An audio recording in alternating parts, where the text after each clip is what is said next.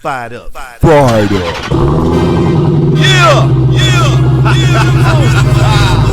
Dodge Demon! Let's get it! Woo! Man, what's good, everybody? Thanks for watching, man.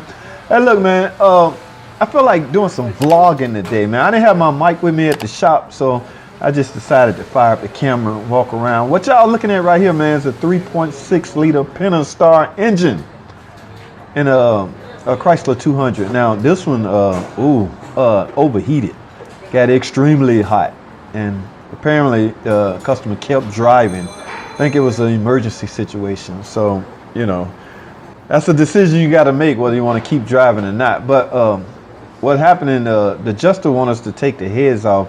So as you can see, we got the heads off. We're going to have to send these heads out to get inspected and checked, pressure checked.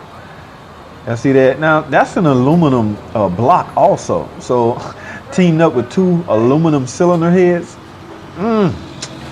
It's hard to tell, what's worn until you get it apart and send it out and get checked. Because in between that block and those aluminum cylinder head is a multi-layered steel head gasket, which it's hard to blow those. So I think personally those aluminum cylinder heads would give out way before the multi-layered steel head gasket blow.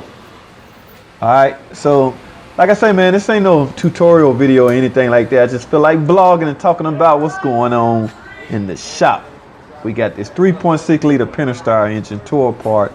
We're gonna send some of the parts out to get inspected and checked. When they get back, I keep y'all up to date, let y'all know how it went, man. That's all I got, man. Thanks for watching, subscribe, and I'll see y'all in the next video.